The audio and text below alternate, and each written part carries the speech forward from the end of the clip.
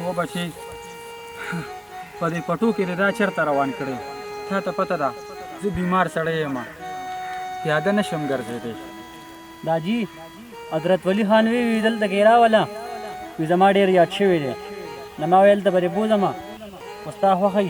یو دوه درې شپې به حضرت ولی دې سره وکړې څه ووایم هغه سرکوزې خو په ما تنګ دي خو زه چې ته وایې نو کیدای شي یاد کړی یم زه چې ځو داجي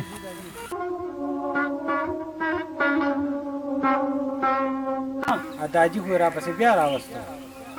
حضرت ولی داسې وی یار پکې نه نو باچا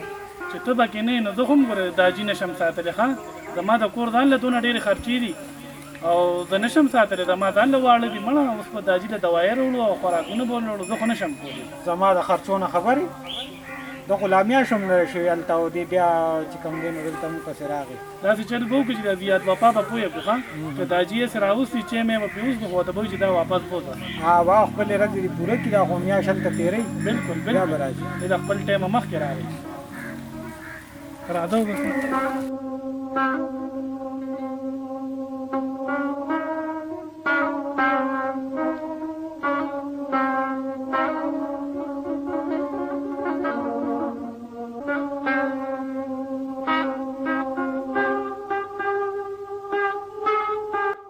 داجي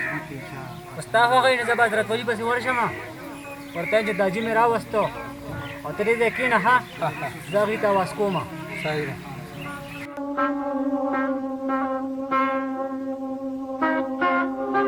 هلکانو تاسو دلته خپل کارونه کوئ دیاړی مزدورۍ کوئ او زه هم په لړزان اخته کړی یم دا جین ما په سره لېږلي دی 18 17 ورځې مې درله وساتو بس دی که اوس مې راوستو خو ساتئ ویې ساتئ کنې تاسو پوه شئ او دا جي پوه شئ ګوره لږه ګزاره به دې کړو مونږ تا ته ویلو چې یو میاشت به پلار تا سره یو یو میاشت به مونږ سره یي داسې ده که نه حضرت ولي صاحب تا خو لا 13 ورځې نه دي شوي او تا داجي مونږ پسې بیا راوستو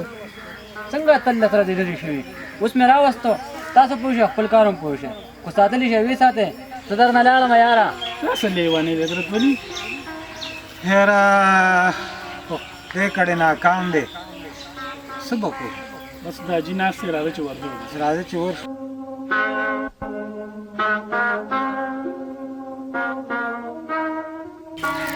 داجي ښه پکېږه ما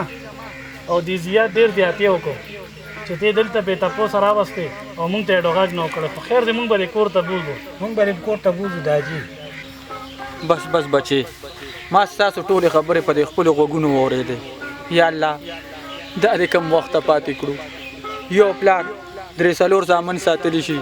او کله چې پلار کمزوري شي 3 زامن یو پلار نشي ساتلی یا الله ته داسې جون نه خو مرګ ښه دی دا دې کم وخته پاتې کړو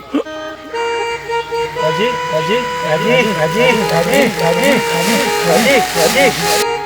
راځي راځي راځي راځي راځي راځي راځي بسم الله الرحمن الرحیم د دې ویډیو مقصد دا نه دی چې د چا زړه ته د درد یا خفګان ورسي نو بس د خپلو مشرانو خیال ساتل پکار دي او چې د چا مشران ناجوړه شي پکار دي چې ډاکټر لی بوځي او دا نه چې یو بل ته پاس کوي چې چا ته مور او پلار میلو شي نو هغې داسې وګڼي چې مونږ ته جنت میلو شو خو زمونږ په ویډیو کې د خاندان علاوه یو میسیج پروت دی مور پلار خدمت کې چې کوم دی نو په هغې جنت میلاویږي او ډېر قدر یې وکړئ او یقین وکړئ چې دا نه نو بیا به تاسو له ډېر غټ ارمان درځي او زموږ د ویډیو مطلب صرف او صرف دا یا چې په دې کې تاسو یو میسیج میلو شي داسې خبرې وکړو چې هغې نه مونږ یو عبرت والو ګرانو ملګرو چې چېرته مو سې ښاد او باد اوسئ والسلام